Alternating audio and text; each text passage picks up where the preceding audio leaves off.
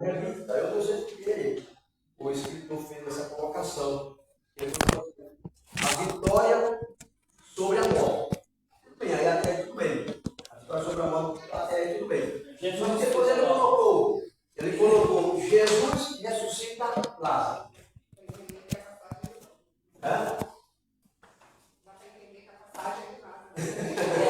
Aí você vai ver a matéria, não tem nada sobre a ressurreição de Lázaro. Na hora que eu li isso aqui, eu já vou começar já no meu pensamento, já comecei a puxar sobre o assunto do tempo que Lázaro foi na sepultura. Como estava o corpo de Lázaro? Eu já fui pensando. Mas na hora que eu abri a matéria, eu vi a matéria, não tinha nada sobre Lázaro. Aí eu quase risquei aqui, mas ainda grifei de volta. Isso aqui eu tenho fora, porque ele não tem nada a ver com Lázaro. A ressurreição aqui é diretamente, propriamente, a ressurreição de Jesus. Então, essa matéria está tratando da ressurreição própria de Jesus Cristo. Os irmãos analisaram aí na leitura que foi feita aí, que concernente o escritor colocou os dados bíblicos aí, que são os versículos, dado bíblico aqui é o versículo da Bíblia, é um dado bíblico. Ele colocou aí, ele fez menção de Pedro com o seu nome, intitulando o nome que era o discípulo Pedro.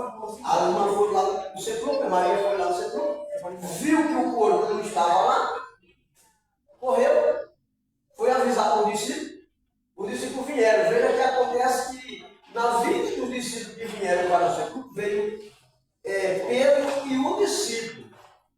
Vamos observar que ele não colocou o nome do discípulo. É João, né? É João. Então, como o livro é de João, dá-se a entender que João não quis se engrandecer, que João não quis se mostrar. João não quis se mostrar, ele não quis se sobressair. Então, na escrita, ele começou a escrever e falar assim, e o discípulo que ele amava. O discípulo que Jesus amava. João, todo mundo conhece a história, né? Todo mundo conhece a história da amizade de João com Jesus. João, a Bíblia diz que ele era aquele que inclinava o seu rosto no peito de Jesus. Olha que intimidade, olha que amizade. Uma amizade que o homem chegar e ficar deitando a sua cabeça no peito do outro. Então, essa é a forma da amizade de João com Jesus.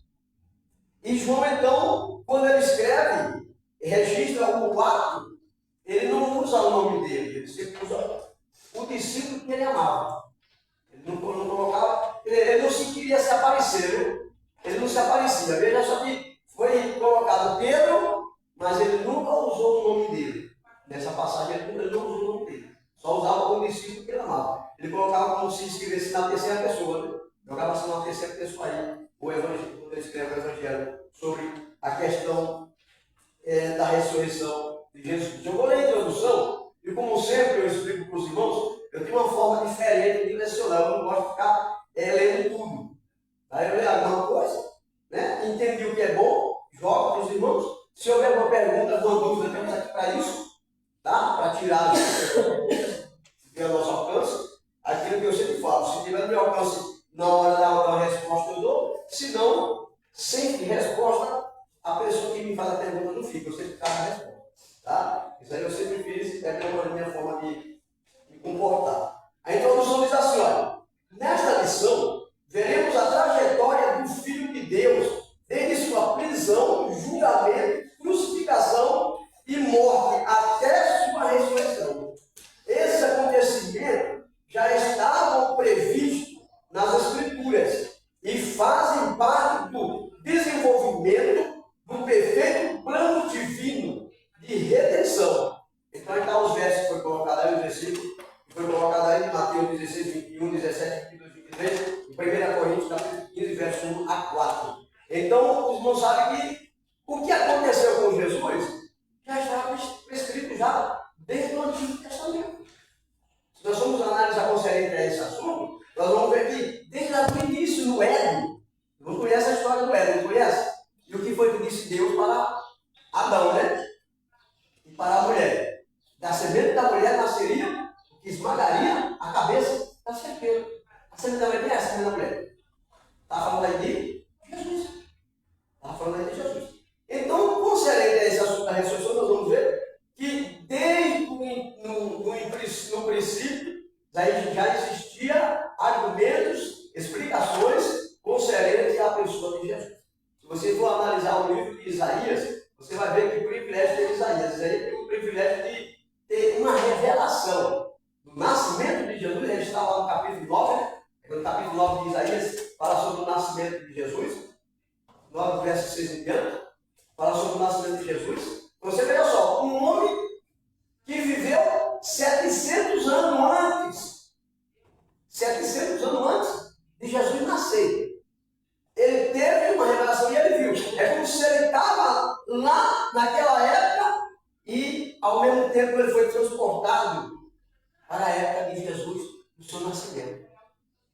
São 700 anos. Ele viu nitidamente a mulher grávida, a virgem grávida. Ele viu nitidamente o nascimento de Jesus. Quando ele fala lá, o menino se nasceu, o filho se nos deu, capítulo 9 de Isaías. E depois no capítulo 53, ele tem agora uma outra visão do quê? Do sofrimento, da morte de Jesus Cristo. 700 anos antes de Jesus nascer, Isaías viu nascimento, ministério e morte de Jesus. Já pensou no privilégio de uma pessoa? Verdade. Privilégio de uma pessoa. Ter visto o nascimento, escrever sobre o nascimento dele, sobre o seu ministério e depois também revelar a sua morte. Quando ele revela a sua morte, lá no capítulo 53, na realidade eu costumo falar que ele começa no capítulo 52, né? Se vocês forem ler a história, você vai perceber que o capítulo 53, o assunto do capítulo 53, começa no capítulo 52. E presta 52, 13 a 17 em diante.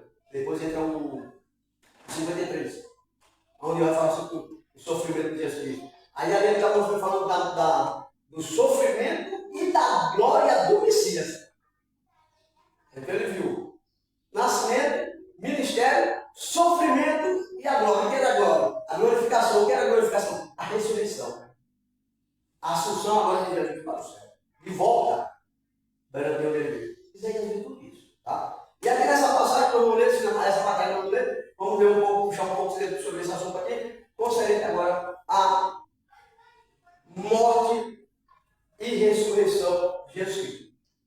O top 1 diz assim: olha, a prisão do Filho de Deus. Os irmãos sabem que o julgamento de Jesus, todo mundo conhece, sabe, pela lógica própria, ele foi um julgamento indevido, não foi um julgamento correto.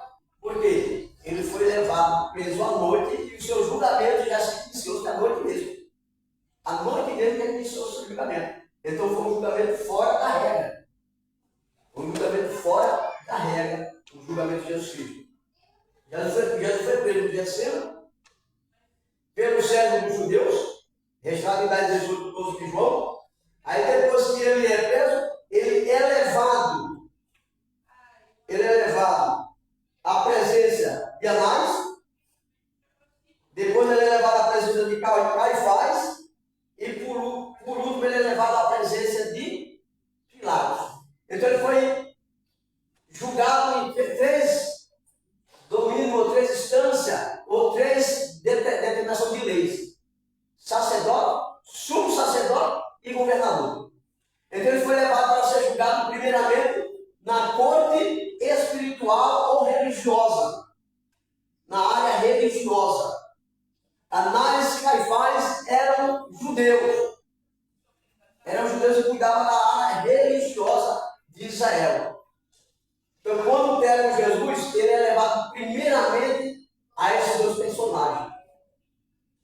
Ó, Jesus foi traído por Judas, já preso, foi levado a Anás, também identificado como sacerdote.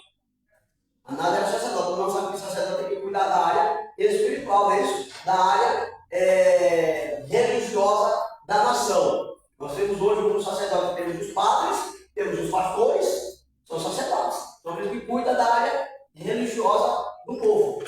Tá? E depois ele foi levado até a presença de quem? Caifás.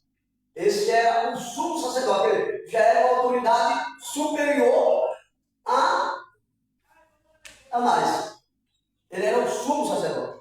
Assim como temos o pastor local e temos o pastor presidente, não é isso?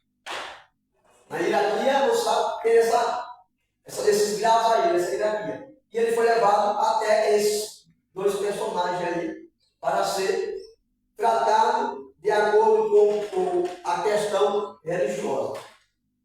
Se nós analisarmos a presença de cada um deles, o que eles estavam se apresentando ou apresentando dentro do conselho, não era encontrado crime para levar Jesus à morte. Não era encontrado. Simplesmente foi o fato de Jesus pregar a verdade e eles não concordaram com a verdade. Eles não concordaram com a verdade. Pode falar. Eles só julgaram a palavra do povo, né? E Jesus não tinha que julgar. Quando ele chega lá e fala assim, vamos ter que, o decreto, a gente morreu, você que mate fulano, é o Jesus, né? Aí todo mundo gritava, né? Que morrão, Jesus no caso de lá, mestre, no caso da mãe. Então aí, você eles já vim planejando isso desde o começo, né? Só para assinar essa palavra que eles tinham que julgar. Então, só para fazer assinatura, não, porque que mate, então, vai passando. Se os irmãos estudarem um pouco mais concerning esse assunto, eu não vou aqui usar tudo, mas se o irmão for estudar um pouco mais sobre esse assunto, não vai dizer o seguinte: Caifás, ele era sumo sacerdote. Quando foi tido uma reunião entre eles para saber o que fazer de Jesus ou com Jesus, esse homem, ele deu uma palavra profética. Ele deu uma palavra profética. Os irmãos lembram da passagem que no Sinédrio, quando levaram a questão e falaram com o Serete o que Jesus fazia, o que é que Jesus estava fazendo, esse homem deu uma palavra e falou assim: olha, é lícito que morra um pela nação. É necessário que morra um pela nação. Ele falou. E a Bíblia vai mostrar claramente quando ele falou, diz assim, que ele não falou de si próprio, ele profetizou. Como sumo sacerdote, ele profetizou que Jesus teria que morrer pela nação. Porque ele não identificou Jesus. Mas como a questão estava em cima de Jesus, e provavelmente o Sinédrio se reuniu para tratar de assunto com o que fazer com Jesus, ele foi e falou isso. Diante do Sinédrio, ele foi e falou que é necessário que um morra pela nação. Já leram isso na Bíblia? Eu que não já leram isso na Bíblia, né? Que é necessário que um morra pela nação. Foi Caifás que deu essa palavra. E quando ele deu essa palavra, aí no escrito da Bíblia vai falar lá, que ele falou isso não por si próprio, mas ele falou porque, como sumo sacerdote, ele estava profetizando, quer dizer, Deus estava usando ele, o Espírito ali usou ele para falar aquelas palavras. E aquele que iam morrer pela nação. João 18, 24, se vocês vão depois lá, tá? Aí depois ele é levado à presença do imperador, do governador. Ele é levado à presença do governador. Agora não é mais um judeu, é um gentil. O governador Pilato não era judeu, ele era romano. Ele era romano. E Jesus agora é levado diante de Pilato. E por fim, levaram Jesus ao governador Pilato. João 18 e 29. Então agora ele vai ser julgado pela lei, né? A lei cívica da nação romana que estava implantada em Israel. Porque todo mundo sabe que Roma dominava Israel. Mesmo tendo o seu conceito religioso judaico em Israel, mas na área política, na área cívica, não era os judeus que dominavam. Não tinha nenhum rei ali. Não tinha nenhum rei. Então, quando uma nação era escravizada, principalmente nós que temos a história na Bíblia Sagrada da nação de Israel, sempre aqueles compostores, aquelas pessoas que escravizam aquela nação, tiravam o domínio da nação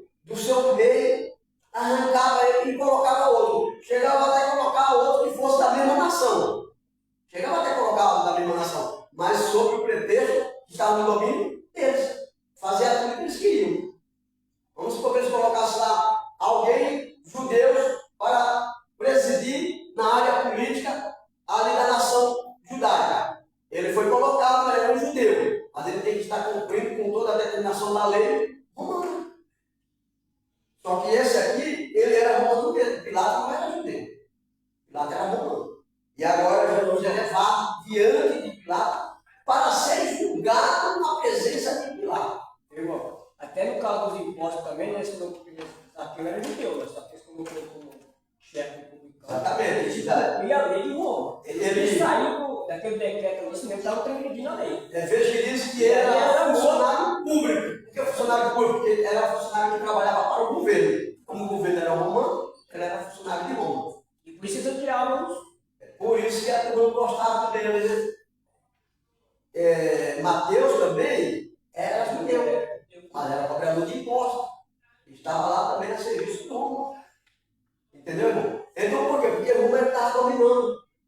O reinado na época era Roma que dominava. Ele estava escravo de Roma. Por isso que os judeus acharam que quando Jesus viesse, Jesus vinha numa alazão, como eu já falei aqui antes, né? Jesus vinha numa alazão, era para vir uma alazão com a espada desembanhada, com um grande exército, e acabar com o exército de Roma. O império, né? E tirar a escravidão. Mas Jesus não veio dessa forma. Ele veio totalmente diferente. E no Mundial falou aqui sobre a questão do assunto. Eu tenho frisado sobre esse ponto, dos dois presos, né? Aqui é um preso, ele tem que soltar um preso e segurar outro preso, e vocês vão querer, vamos falar, chegar nesse ponto aí. Veja só, diante do governador, segundo você vai ler sobre a questão, você percebe que o governador não encontrou na pessoa de Jesus falha, não encontrou argumento para matar Jesus. Ele não encontrou argumento para matar Jesus. Pilato não encontrou. Mas só para não ser sinônimo de João de ele vai entrar em argumento a respeito do seu discípulo. Como você está juntando fogo, fazendo tudo e o povo está indo. Porque eles estavam achando que Jesus estava. O povo estava indo atrás de Jesus. Então eles estavam com medo que Jesus carregasse a multidão tudo e eles estavam por fora. Então ele deu uma porqueira, o versículo 19 falou, a respeito, e o seu discípulo, por que fazem desde o começo eu ensinei a meu discípulo. E desde o começo eu fui estudo na sinagoga e eu estendo. Ninguém falou nada, agora foi um argumento que eles fizeram a falar sobre a reunião, o que fazia. Eu fiz questão de falar aqui outra vez sobre o assunto, que eu falava sempre, que Jesus, ele sempre ministrava nos templos e aos sábados. E Jesus sempre curava no sábado. Parecia que Jesus já fazia de propósito, né? Porque os judeus não aceitavam que fizesse nada no sábado. Então, na verdade, entender que Jesus já fazia de propósito mesmo. Então, veja só, João que é o seu discípulo.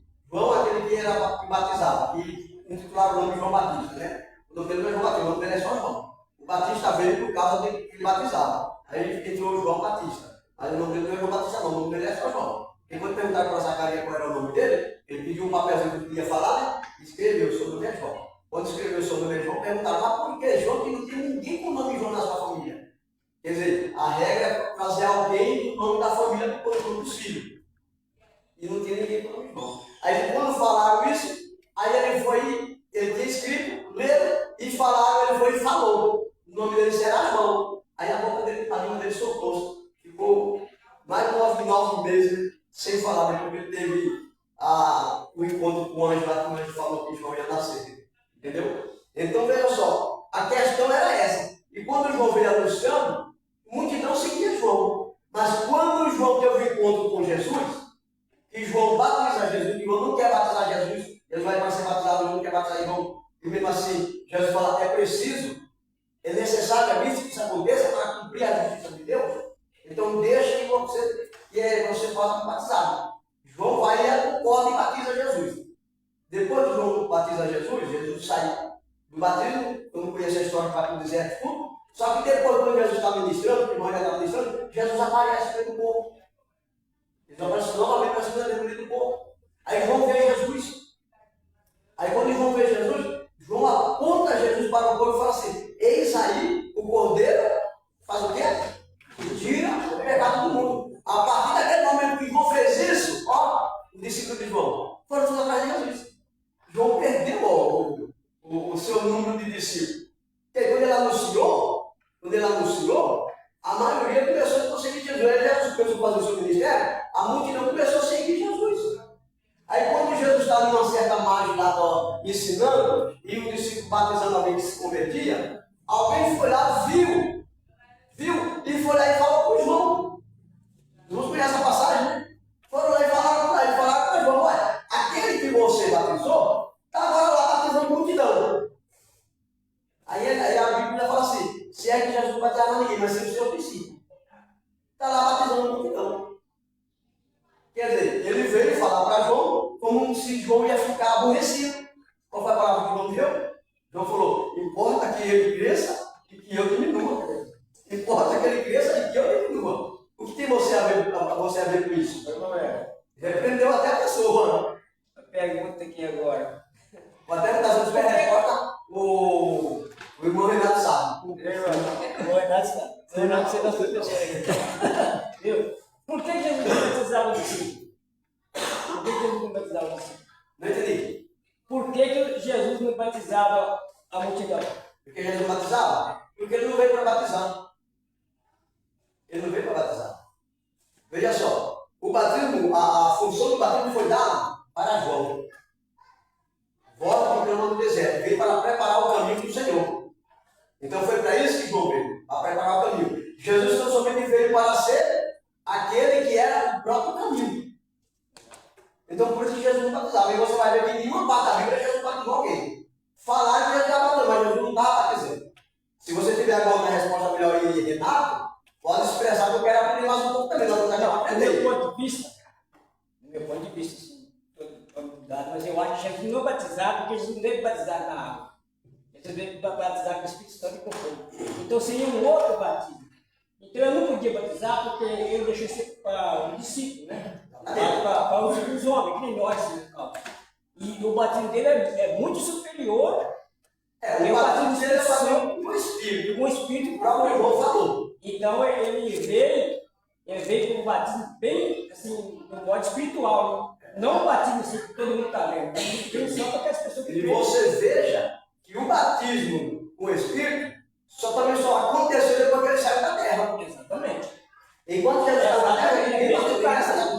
Foi feito que o cara recebia uma ação do Espírito. Era diferente. Desde o passado, recebia uma ação do Espírito, mas não era batizado. Você veja vamos lá dizer que hoje ninguém usa muito mais o Evangelho, o Velho Testamento, né? Em pregações, como antes eram muito usados. Sansão, lembra de Sansão? Hoje ninguém prega falando sobre Sansão. Mas ontem, quando eu me converti, na época, como eu disse, se pregava muito sobre Sansão, sobre Golias e Davi. Hoje ninguém faz mais nada disso. Já mudou de uma forma que eu não sabia o que se prega mais hoje. Então, veja que a Bíblia diz que o Espírito vinha sobre ele. Exatamente. Não batizou ele. Ele não era batizado. Era de supetão. O Espírito vinha de supetão na pessoa, de certa pessoa, tomava aquela pessoa, fazia a obra e depois ia embora. Depois ia embora e deixava preso. Assim. Aquele poder tudo que Sansão tinha era pela ação do Espírito Santo. Depois que o Espírito Santo saía, não tinha mais aquilo. Veja que quando aconteceu o caso que até eu lembro que nós éramos convertidos, falar sobre o assunto, diz assim: qual foi o homem que enquanto mentiu, Deus estava com ele, quando ele falou a verdade, Deus saiu dele? Não existe isso. Mas era para falar muito disso aí. Qual era o homem que quando ele mentia, Deus estava com ele? Quando ele falou a verdade, Deus saiu dele. Quem era o homem? Sansão. Sansão mentiu quantas vezes para Dalila? Ele mentia. Enquanto ele mentiu, o Espírito Santo estava com ele. Jesus. Mas na hora que ele falou a verdade, o Espírito Santo saiu dele. Ele perdeu a ação do Espírito Santo. Por isso que os irmãos daquela época não falavam. E é um homem que quando mentia, deixava com ele. Quando ele falou a verdade, Deus saiu dele. Foi Sansão. Porque enquanto ele mentia para Dalila, o Espírito já estava com ele, tá? Se você amarrar meus cabelos em 7 tranças, eu vou ficar fraquinho igual qualquer homem. Ela fez o que ele mandou. O que ele falou, né? Ele dormia, ela amarrou. Quando falou: Sansão, os filhos estão aí. Ele levantou com o cu e matou todos os filhos.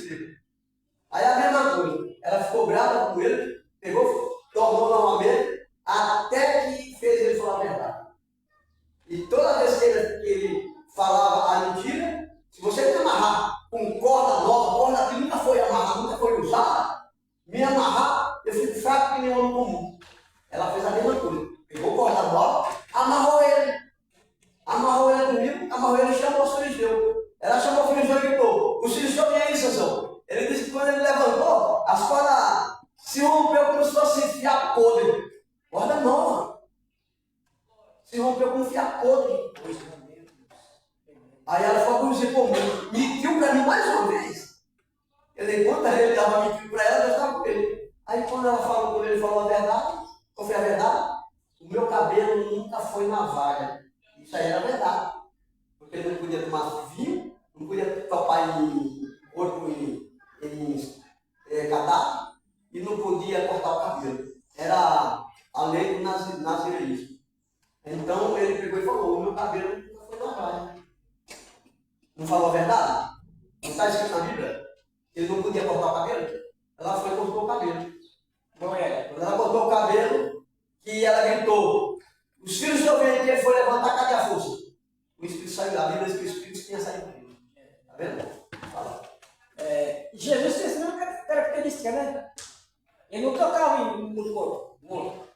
Ele só tocou no caixão, né? Ele tocou no esquife, né? Não escrevi no caixão. Mas não dá para você ver, nem lado do caminho ele não tocou de lado. Ele tinha o mesmo Mas é isso. a mesma coisa. A gente vai ler na Bíblia, né? Deus vai ensinando a gente, né? Então ele tinha o mesmo sentido que Sansão tinha.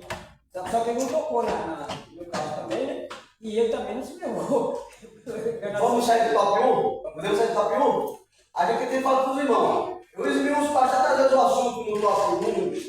Porque quando eu chego no prazo para lá, eu pensei que é repetido. Ó, nós estamos falando do outro conselheiro, ele diante do governador Pilatos.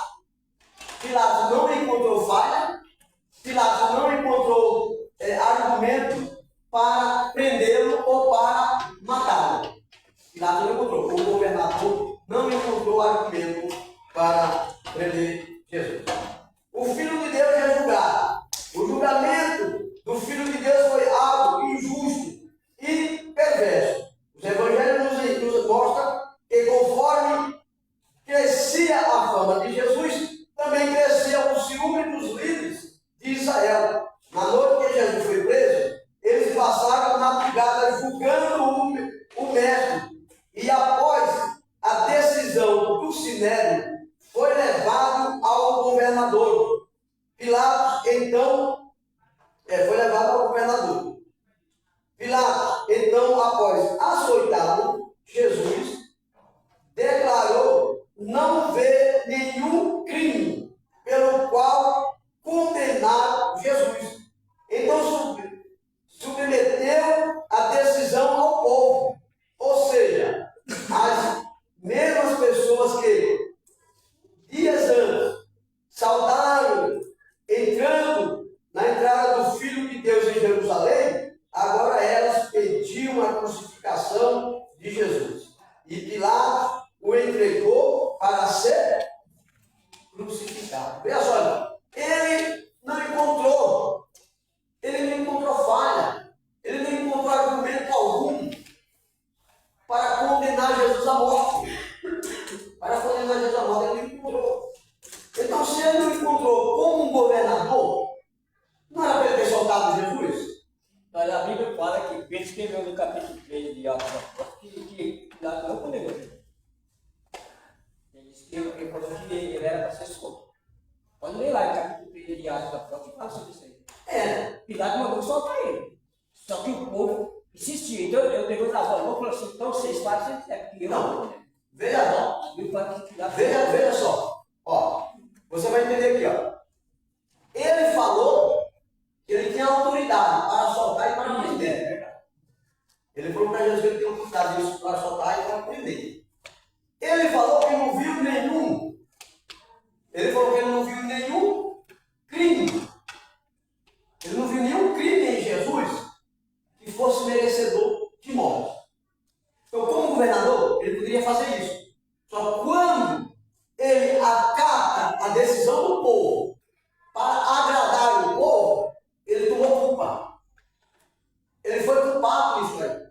Porque se ele tem condição de falar para o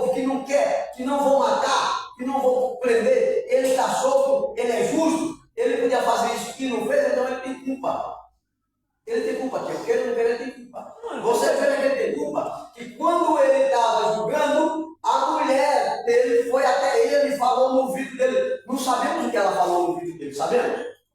Falou no ouvido dele. E falou o quê? Falou assim, olha, não mete em questão desse justo, porque eu muito sofri por causa dele, não sou eu. O que foi que ela sonhou? Eu não sei. Porque não foi revelado, foi que ela sonhou. Mas ela foi pegou e falou para ele, não entre na questão desse justo. Falando já para Pilato, mais uma vez, provando a Pilato que Jesus era inocente. Não entre na questão desse justo, porque muito eu sofri e um sonho por causa dele. O que foi que ela sonhou? Eu não sei.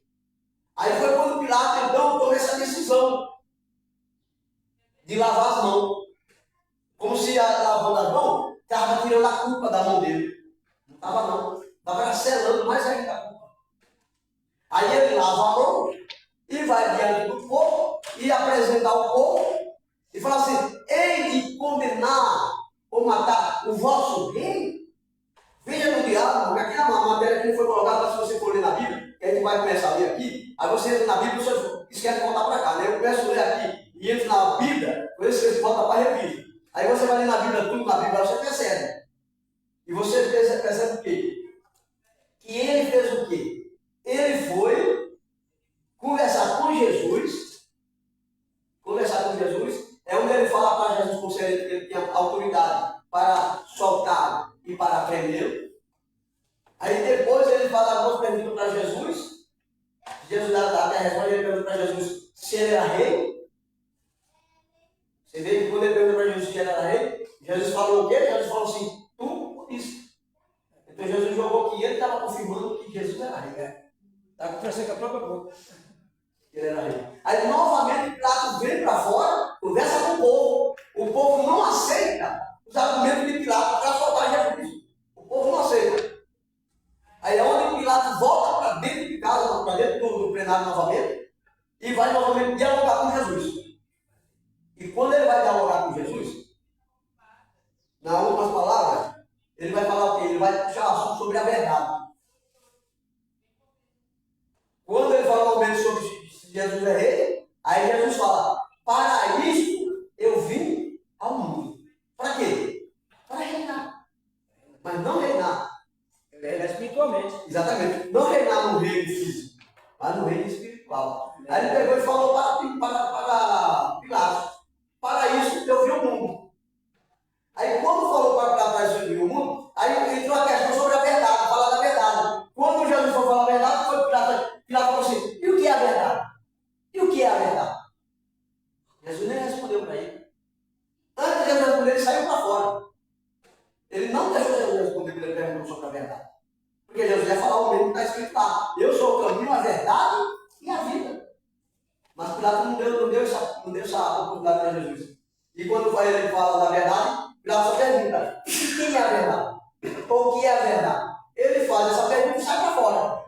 Sai para fora, vai novamente ter o povo e pergunta para o povo, aí ele fala assim, olha, há um costume nas suas leis que pela ocasião da festa, solta um preso e mata o outro. Dois presos, um é solto e outro é morto. Solta um preso e mata o outro. Aí ele fez o quê? Quem vocês querem que eu solte? Aí ele apresenta Barrabás como sendo um preso e Jesus como sendo o segundo preso. Quem você quer que eu solte? Jesus ou Barrabás? E foi que a turma gritou? A multidão gritou? Jesus seja crucificado. Solte Barrabás. Solte Barrabás.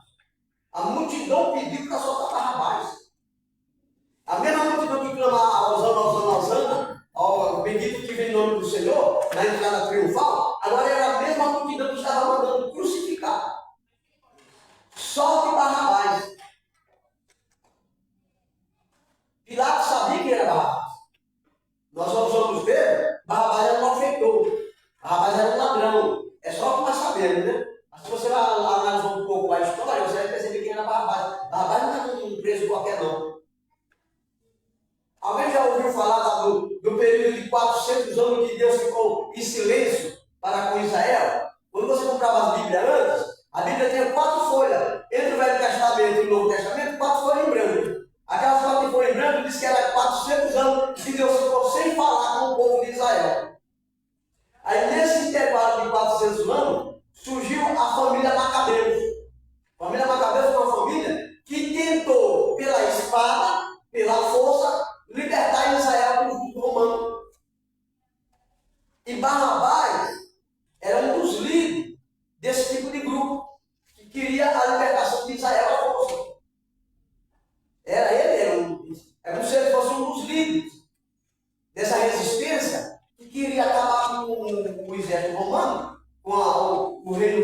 para libertar Jesus. Para libertar Israel. Por isso que o povo queria Barrabás. Por quê? Barrabás estava preso. Você vai ver lá que foi por causa de um motim e que ele tinha matado alguém. Ele não matou alguém desimportante, não. Se você for no site, vai perceber que ele matou um soldado romano. E quem matou um soldado romano é condenado à morte. Foi que ele matou. Ele não estava querendo um ladrão, como muitos usam, né? Foi trocar seu corpo por um ladrão. Não era um ladrão de qualquer não. Ele era alguém que realmente queria libertar Israel. E Jesus agora veio pregando, o povo aceitou Jesus porque pensou que Jesus ia levantar um exército e ia libertar Israel. Mas o exército que Jesus levantou não teve nada a ver com a libertação de Israel, foi diferente. Foi aí que o povo percebeu, esse Jesus não vai libertar mais nunca. Então vamos pedir Barrabás, pelo menos Barrabás não por nós. Aí pediram Barrabás e Pilatos falou assim, e faça o que com Jesus? Ele já sabia qual era a sentença, mas mesmo assim ainda perguntou. Para poder falar aquilo que você falou, querer ser inocente. Omisso, né? Ele foi omisso. Assim, Aí ele pegou e falou para o povo. E o que eu vou fazer? O que eu faço com Jesus? Ele queria que o povo testificasse com seus lábios. E o que eu faço de Jesus? Foi que o povo gritou? Crucifica. Crucifica. Aí ele falou, ele crucificar o vosso rei? Ele crucificar o vosso rei? Foi ele que falou que ele era rei dos judeus. Ele crucificar o vosso rei? Foi o que eles falaram? Ele não tinha nenhum rei senão César. Quer dizer, eles estavam aceitando César como um rei deles, em vez de aceitar Jesus como rei. E falaram para Pilatos, eles tinham um rei e era César.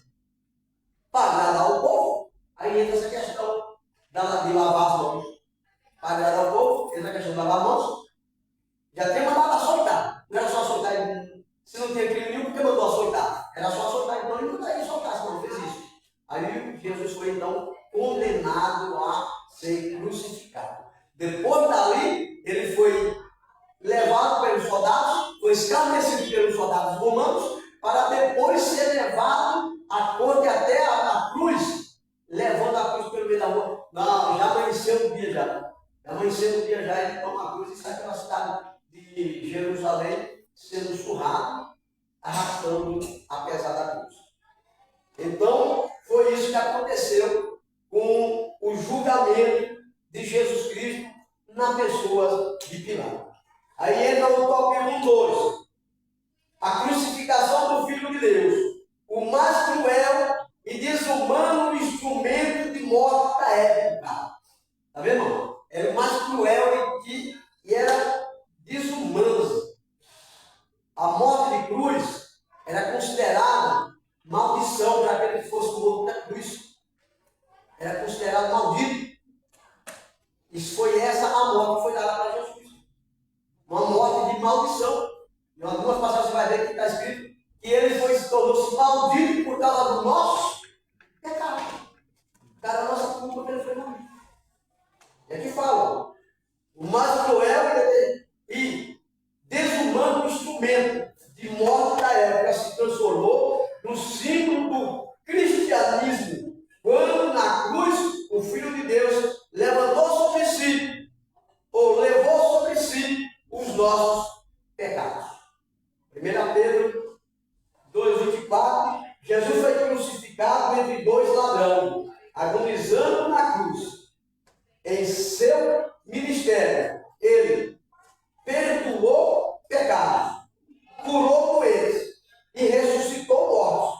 Ainda assim, foi pendurado numa cruz. No seu ministério, ele fez tudo isso. Perdoou pecado, curou, ressuscitou, expulsou demônios das pessoas. Não precisava nem mais ele expulsar, porque o próprio demônio corria atrás dele e vinha gritando que tem eu contigo. Não vem bem essa que nos atormentando do tempo. Já sabia que ele era. Mas, no entanto, recebeu essa morte. A morte considerada de maldição por causa da nossa incoerência, por causa do nosso pecado. João 19, 23. Não podemos nos esquecer de que o motivo que levou Jesus a ser crucificado foram os nossos pecados. Aí eu estava estava fazendo menção de Isaías 53, 53. Assim, aquele que não tinha pecado foi designado por Deus para uma oferta pelo pecado. Ele não tinha pecado e foi designado por Deus como uma oferta pelo pecado. Então ele foi a oferta dada por Deus para nos dar o livramento da morte eterna que estava sobre a nossa vida. Morte física, todos nós um dia vamos sofrer, mas a morte eterna só vai sofrer aqueles que não tiverem com Cristo Jesus. Aqueles que tiverem com Cristo Jesus não vai sofrer essa morte. Jesus disse: aqueles que estiverem com seus nomes escritos no livro da vida não sofrerão o dano da segunda morte, porque da primeira vai sofrer. Não sofrerão o dano da segunda morte, porque da primeira vai sofrer. Foi assim que Jesus falou? Você não sofreu o dano da segunda morte. E a segunda morte é essa: é a morte eterna. É a separação eternamente do homem para com Deus. Então, irmão, ver que o julgamento de Jesus Cristo foi um julgamento realmente impróprio, tá? Mas foi praticado, segundo alguns historiadores, foi necessário para a nossa salvação. Se Jesus já foi determinado por Deus para vir morrer, não tem como escapar, né?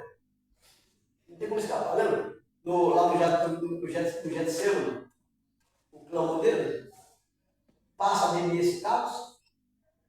Ele sabia o sofrimento. Eu falei aqui na matéria, né? Ele sabia o sofrimento. Ele ia passar na cruz, até chegar à cruz, até morrer na cruz. Ele sabia que ele ia passar. E no Getsemane ele já estava sofrendo tudo isso. Aí ele vai e pede para Pai. 3 vezes ele ora. Aí na última vez ele fala: olha, se eu não posso, se não pode passar de mim esse cálice, então que seja feito a tua. E qual foi a vontade de Deus? Imolá-lo na cruz.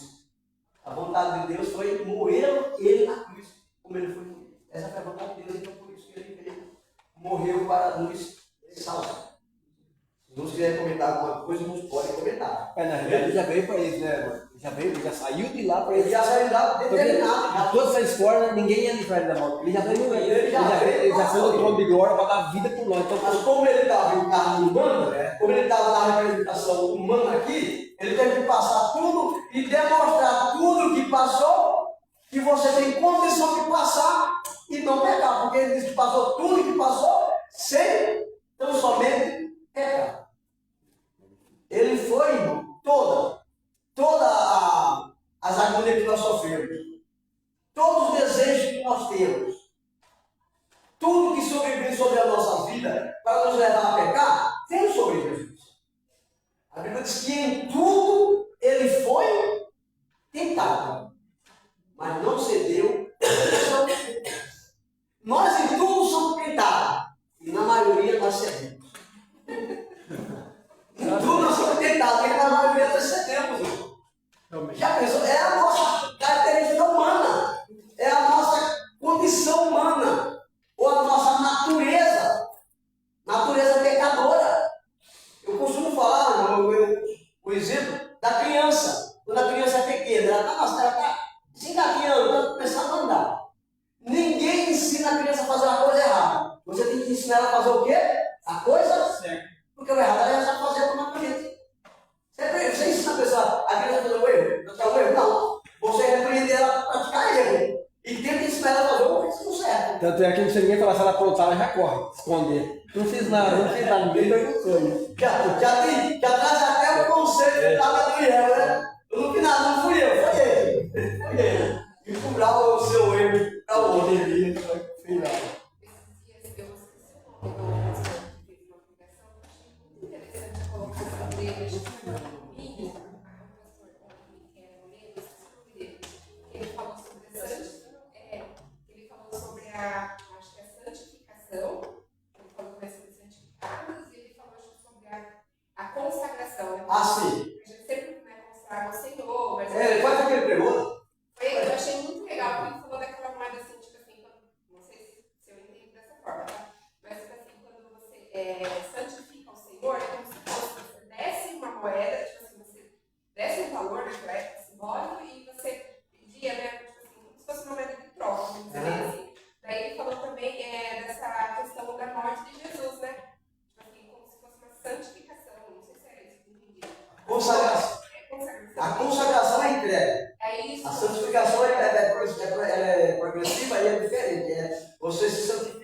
veio e vai, você nem vai. A consagração é uma entrega. Você consagrou, não é nascer. Foi nesse lema que ele levou, cara. E por isso ele falou sobre esse assunto. Quando ele falou sobre esse assunto, eu lembrei de Ana. Ana consagrou Samuel. Samuel não voltou mais para a casa dela. Samuel ficou lá até a hora, ministrando lá no templo. Então foi uma consagração. E aí falou assim, E ele falou sobre quando tratado com Jesus. Jesus se entregou. Se entregou, exatamente. Foi consagrado a Deus. Então ele sempre foi entregue. Exatamente isso. Tá? Então veja só, como nós estamos comentando sobre o assunto, então você observa o que é, irmão. A criança, você, luta para ensinar a fazer o certo. Mas o errado ela já sabe fazer, ela já nasceu fazendo. É a natureza pecaminosa disso. Só que Jesus não.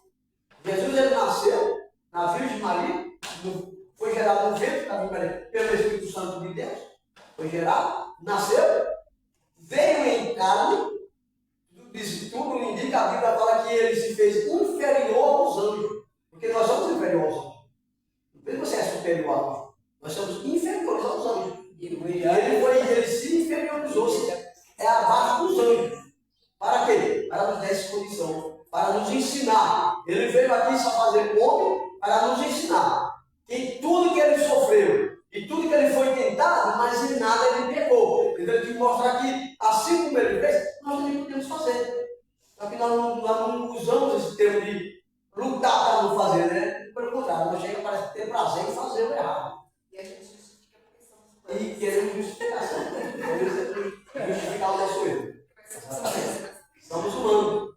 Aqui que nós estamos falando assim, sabe quando fala assim sobre a questão do erro? Fala assim, errar é humano. Mas permanecendo no erro, é burrice. E aí já nós humanos, é burrice. Então, nós vemos aí, concernendo a pessoa de Jesus Cristo, sobre a sua crucificação, né? A morte do Filho de Deus. Todo mundo conhece, sabe, sobre a questão da morte de Jesus Cristo, que ele veio ali padeceu na cruz, né? O Filho foi crucificado e sua morte consumou o plano divino de redenção. A morte dele foi taxada. Ele falou assim, Pai, está bom. A Bíblia diz que essa foi a última palavra que ele deu na cruz. Está consumado e morreu. Então, selou a nossa redenção ali. Selou a nossa redenção na cruz. O Filho foi crucificado e sua morte consumou o plano divino de redenção. O Evangelho de João exalta a morte de Cristo como cumprimento das Escrituras. Ele morreu para que se cumprisse as Escrituras. Se você for ler capítulo de João, de 19, 36 e 37, você vai ver o que foi que aconteceu ali. Por isso que fala que foi cumprimento das Escrituras. Ele morreu na cruz. E quando os soldados foram, e não podiam deixar os corpos ou a pessoa crucificada no sábado, na sexta-feira à noite, à tardezinha, foram para tirar os corpos da cruz.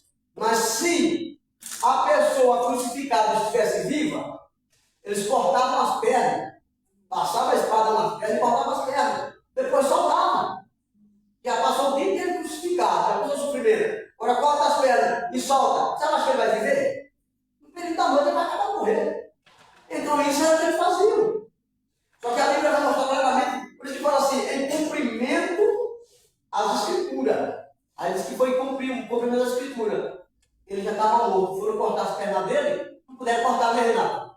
Não puderam cortar porque as pernas dele, ele já estava morto. Por que vai cortar a perna de alguém que já está morto? Não é na poder andar. Aquela questão dos ossos quebrados, ali, o osso Os ossos dele. Entendeu? Aí, por isso que ele foi para cumprir essa escritura, porque ele já estava morto para cumprir essa escritura, que nenhum dos seus ossos seriam quebrados. Aí não quebraram os ossos das pernas dele. Aí, para poder confirmar que estava morto, é onde entra a lança, a questão da lança. Pegaram a lança e furaram o lado dele. Aí diz que saiu sangue e água, separado, não saiu. Porque quando está no movimento do corpo vivo, está misturado. Mas na hora que morre, ali acalma. O que é mais pesado desce, o que é mais leve sobe. Então saiu um depois do outro, sendo confirmado cientificamente ele já estava morto. Porque o sangue já estava parado dentro do seu organismo. Não estava mais ativo. Então, se o sangue não está ativo, a pessoa já está morto. E aí foi por isso que foi necessário a lança, para comprovar se ele estava morto ou não. Você vendo lá, você não perceber. Lê a questão da crucificação, vocês vão entender isso aí. Então, para cumprir as escrituras, ele já estava morto. Amém? Agora pergunta ainda. Eu estou com dificuldade, não vai ter relatório, porque eles vão pegar para o nome quem está aqui para me fazer um rascunho de relatório. O papel está lá atrás lá. Eu levei a pasta lá para trás, a secretária veio, uma secretária veio, para poder pegar um relatório para mostrar quem estava presente na escola hoje. Tá, tem uma bolsa aí, no banco, vê no banco, coloquei a pasta aí. Eu acho que tem caneta, tem tudo. E também sobre tirar a oferta. Se alguém tiver oferta, para dar uma pastozinha lá para recolher a oferta. Então você tem que ir a começar comigo. O cozinho de tirar a oferta está lá também. Se quiser. Vamos tirar a oferta e continuamos para o papel.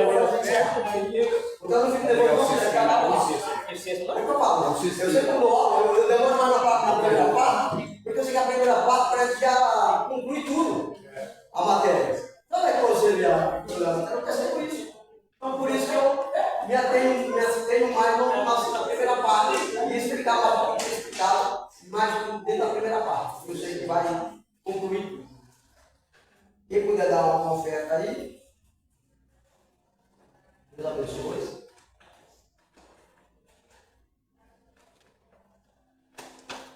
Então, vamos para o top 2. Jesus ressuscitou. Bom, ressuscitou. Agora, essa parte aqui da ressurreição de Jesus Cristo, nós sabemos que de todos os líderes religiosos, todos eles morreram. Todos. Porque a Bíblia diz assim, que a morte, depois que Adão pecou, a morte veio para todos. Ninguém escapa dela. Há as exceções que houve aí, né? Noé, Enoque, Elias, né? Existem algumas exceções de exceções. Eu não estou falando desse, não estou falando do relato natural. A morte veio a todos. Está escrito, está ordenado ao homem morrer uma vez, depois viu o juízo. Em seguida ele já veio o juízo. Então a morte veio para todos. Tá? A morte veio para todos. Então todos os líderes religiosos morreram. E todos os líderes religiosos que morreram estão sepultados. Mas o líder, chamado Jesus, até hoje não encontraram o corpo dele.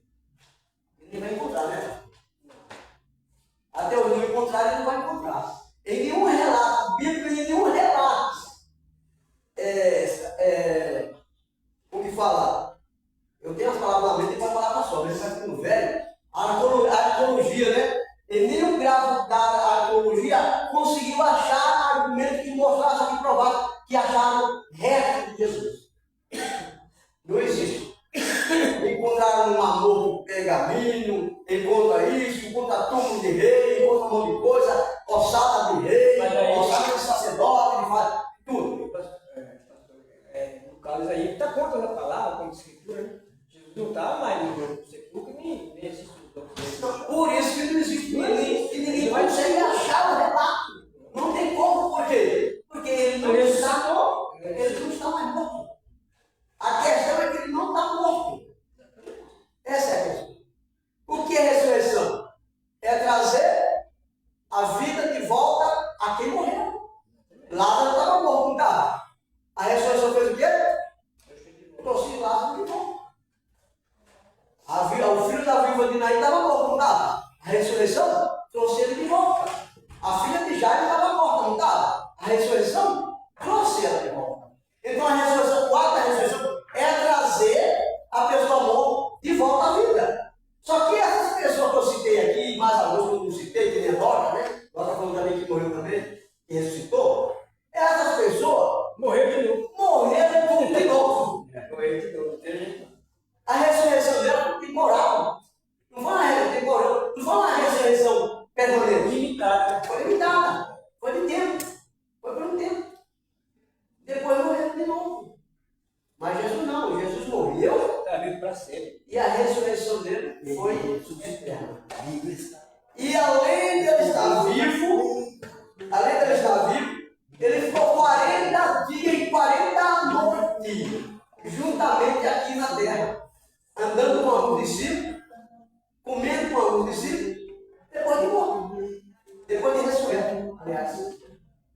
agora com o corpo glorificado. Enquanto ele era Jesus carnal, enquanto ele era Jesus carne, ele era físico, ele era limitado. Eu já cheguei a falar sobre o assunto, não sei se foi aqui no escola que eu falei, ou dando aula, dando palavra de concentração, sobre esse assunto, que Jesus, como homem, ele só fez uso de um dos seus itens, da deidade. Foi a onisciência. Ele só usou só a onisciência. O que é onisciência? É a capacidade de você conhecer o futuro. É a capacidade de você conhecer o secreto. É uma sabedoria além, superior à sabedoria natural, normal. Então ele fez uso só dessa parte aqui. Nós temos o caso da mulher samaritana. Quem falou para ele que a mulher tinha tido já 5 maridos? E o que tinha agora não era dela. Não foi isso que ele falou para ela? Então isso aí é a onisciência em ação. Foi o único ponto que ele usou com a sua deidade, foi a sua onisciência, o resto não. Mas depois que ele ressuscita e que ele fica 40 dias com os discípulos, aí ele já não era mais aquele corpo físico. Ele já não era mais aquela pessoa limitada. Você vê que os discípulos estavam no cenário e ele aparece lá dentro. Quando ele entrou? A porta estava fechada, os discípulos estavam lá porque estavam com medo dos judeus. Estava tudo fechado. Ele entrou lá dentro. Quando ele entrou? Na parede. Quer dizer, o corpo dele agora não estava limitado. Era um corpo, mas era chamado corpo glorificado. O corpo glorificado não é mais limitado. Ele pode ser palpado. Diferente. Você palpar ele é uma coisa. Eu falo isso porque Jesus falou isso, né? Jesus falou: olha, põe a mão em mim que você veja que o Espírito não tem carne, não tem corpo. Aliás, o Espírito não tem corpo. Então é um corpo glorificado. Aí ele já palpava, aí ela palpava. Só que não era limitado. Ele passava a parede lá e cá. É que nem falou os fantasmas, né? Você vê aquele negócio de desenho que faz, os fantasmas atravessando a parede, né? Vai ele chutar a fumaça, né? Assim era ele. Não era limitado. O dele tornou-se ilimitado. Por quê? Por causa da ressurreição do corpo glorificado. Ó, sem a ressurreição do Filho de Deus, o cristianismo não teria sentido. Então, como eu estava falando, todos os líderes religiosos morreram, seus corpos estão sepultados nos seus restos para ficar lá. Virou pó, estava virado pó. Vai ressuscitar no dia do juízo final. Na verdade, o triunfo de Jesus da igreja é a ressurreição. É a ressurreição. Esse é o triunfo principal de Jesus e da igreja. É o que diz aqui, olha. Sem a ressurreição, o nosso evangelho do cristianismo não teria sentido. Não teria sentido nenhum sem a ressurreição. Porque a ressurreição consolida a demonstração do amor de Deus por nós. Aí entra bem dizer do evangelho de João. 2:1. O sepulcro vazio. Então foram lá no sepulcro e não encontrou ninguém no sepulcro. Quem primeiro viu Jesus ressuscitar? A mulher. Quando nós perguntamos quem primeiro viu Jesus ressuscitar, nós vamos falar que foi as mulheres. Mas será que foi as mulheres mesmo? Não foi as mulheres. Quem foi? Quem foi que viu primeiro Jesus ressuscitar? Ganharam até dinheiro para que Jesus ressuscitou. Quem foi? Os soldados que estavam guardando o túmulo. Não tinha um soldado lá guardando? Tinha soldado guardando. Então os soldados foi que o primeiro viu. Diz que eles ficaram aterrorizados, caíram. Quando houve que a pedra foi removida, que Jesus sai do sepulcro. Aí eles vão até os magistrados e contam o que aconteceu. Falou que Jesus tinha sido ressuscitado. Então eles viram. Falou que Jesus tinha ressuscitado. O que foi falar? Mandaram, deram dinheiro, ofereceram dinheiro para ele, para que eles não falassem que Jesus ressuscitou, mas que falassem que os discípulos foram lá e roubaram o corpo. Está vendo? Como o dinheiro vale muito, né? Desde aquela época já existia já a propina, né? Propina, né? Desde aquela época já existe a propina. Eles receberam, isso foi dado uma grande soma em dinheiro que nós pagávamos. Irmão,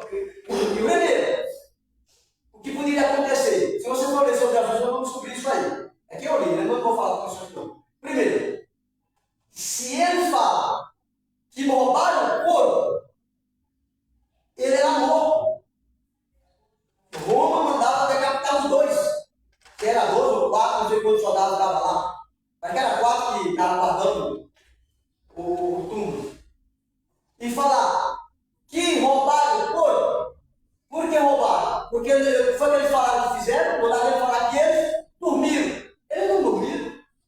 Eles não dormiram. Aí mandaram ele falar que eles dormiram e roubaram o corpo. Agora, se falar que dormiram e foram roubar o corpo, eles são decapitados. Roma manda decapitar, arrancar a cabeça fora. Aí os magistrados falaram para eles assim: nós vamos te dar dinheiro e vamos te dar proteção. Vocês não vão morrer.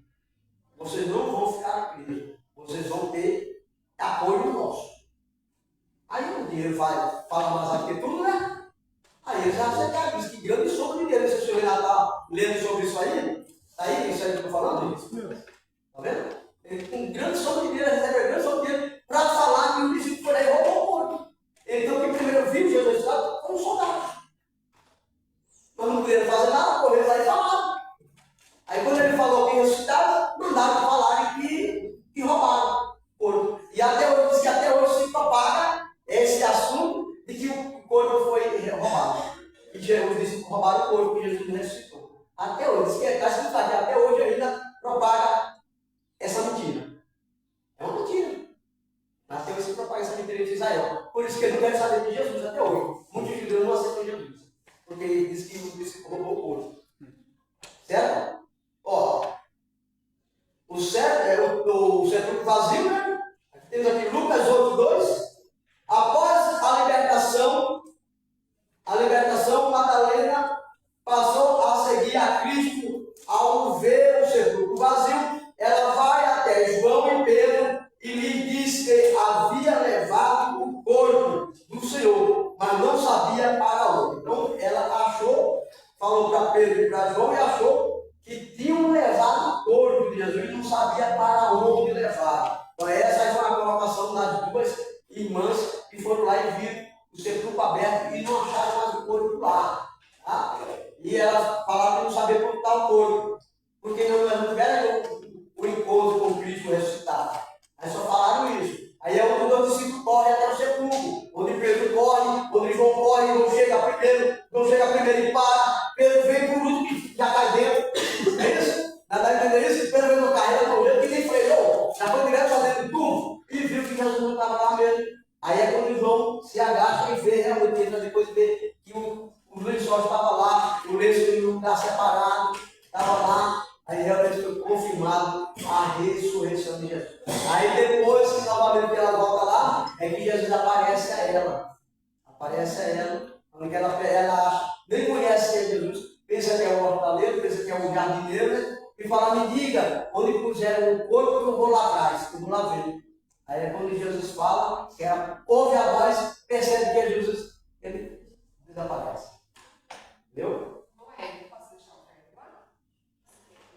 E pode deixar aqui. Deus que abençoe os irmãos consertados. Depois eu faço para você. Depois eu faço tudo e separo e faço para o Ivan.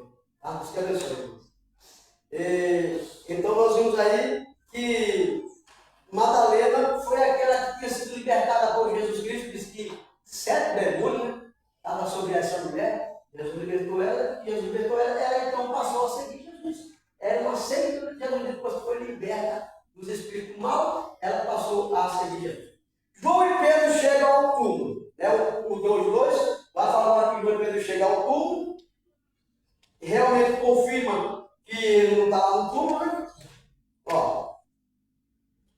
Quando vê o sepulcro vazio, João crê que Jesus está vivo. Aí João creu que realmente Jesus está vivo. O Filho de Deus não foi derrotado pela morte. Então a morte não derrotou. A morte não segurou no túmulo. Nada segurou ele. Bom?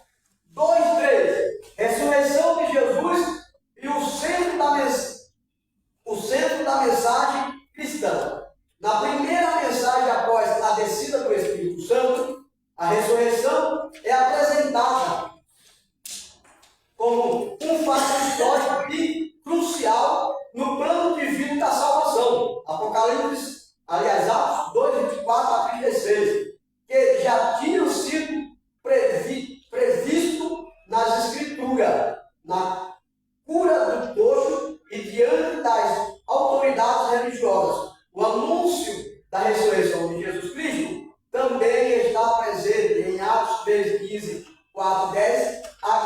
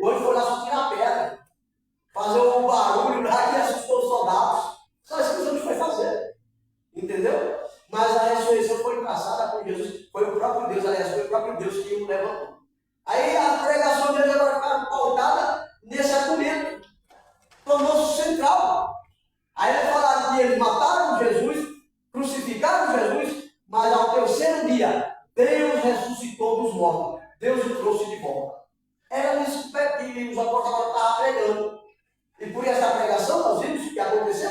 Mais de 13 mil almas se converteram de uma vez só. Só de uma palavra de uma pregação de Pedro, quase 13 mil almas, está escrito, quase 13 mil almas se converteu ao Evangelho. E você vê, toda vez que Pedro pregava agora, ele pregava e falava, acusando que quem matou Jesus foi os judeus.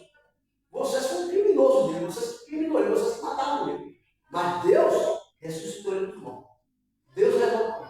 Então a ressurreição passou a ser então o centro, né, da pregação dos apóstolos de então.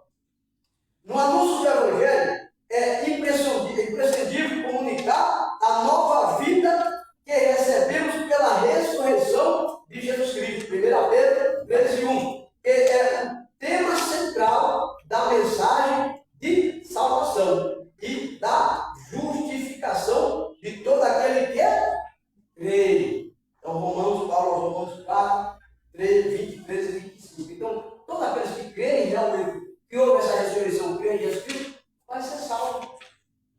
Tem que crer. É isso? A palavra nos fala que todo aquele que crê e ser batizado será salvo. Esse será não é duvidoso, tá? É uma confirmação que é salvo. Agora temos um acréscimo, né? Permanecer até o fim. Aquele que permanecer até o fim, esse, se não permanecer, não deve ter 40, 50, 60, 70 anos de crente e depois morre desviado. Perdeu tudo. Bom, para nós encerrarmos bem rapidinho, as testemunhas da ressurreição, temos aqui, Jesus aparece a Maria Madalena. Após Pedro e João voltarem para casa, Maria Madalena ficou ali, chorando junto ao sepulcro.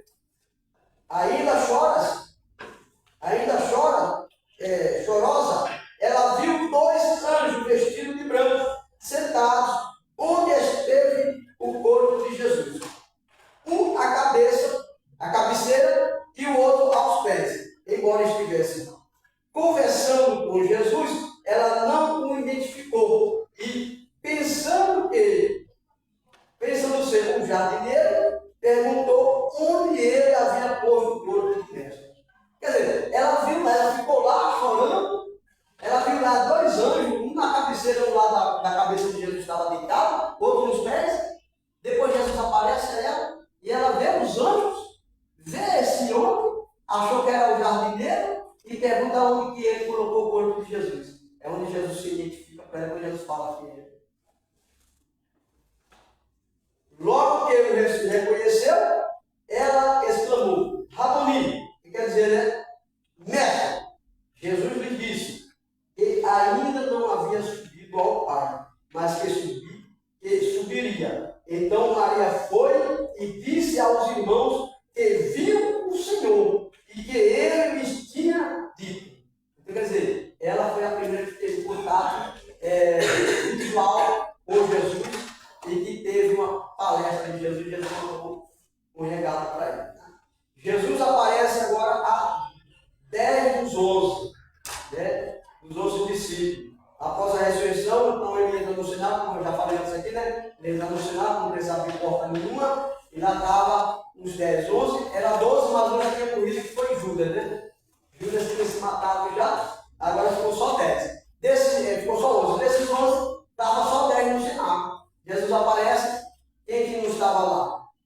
Tomé. Mas os 10 estavam, Jesus se apresentou aos 10, conversou com os 10. Depois, 8 dias depois, novamente Jesus se apresenta no cenáculo, agora está nos 11. Está Tomé junto, é onde Jesus vai e lança por terra a integridade de Tomé, né? Jesus aparece aos 11 discípulos. João relata que 8 dias após apareceu aos 10 discípulos, o Filho de Deus apareceu novamente aos discípulos, só que agora Tomé estava presente. João 20, 26. Mesmo as portas estando fechadas, Jesus entrou e se pôs no meio deles.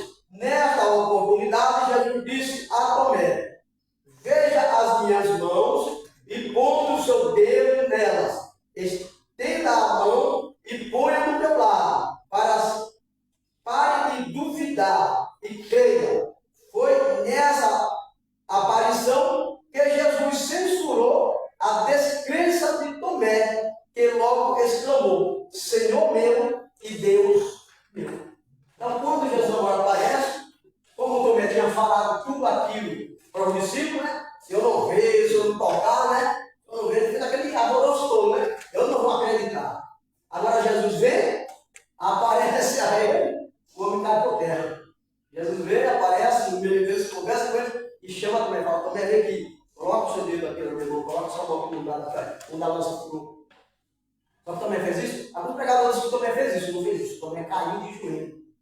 Tomé não foi com o mão, alguns pregadores pregar e falam assim: Tomé foi lá e pegou, Tomé foi lá e pegou. Não.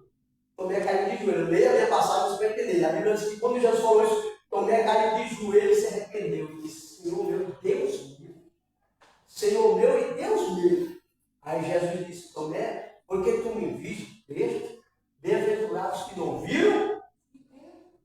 E quem é esse que não viram e creram? Somos nós. Nós vimos Jesus? Nós estávamos lá? Mas nós cremos em tudo isso que nós falamos aqui. Não cremos em tudo isso que foi falado aqui? Que está nessa matéria aqui? Nós não cremos em tudo isso? Então cumpriu o que disse Jesus. Bem-aventurados que não viram e creram. Então nós somos mais bem-aventurados que eles não. Porque ele estava lá com ele e duvidou. E nós não temos vendo e não estamos duvidando. Não cremos. Porque é importante nós crer e não duvidar das bênçãos de Deus. Amém, irmãos? Alguma pergunta para nós encerrar? Já passei 2 minutos? Alguma pergunta? Alguém quer falar alguma coisa? Não? Então vamos para a conclusão para nós encerrarmos? Diz assim, olha. Conclusão.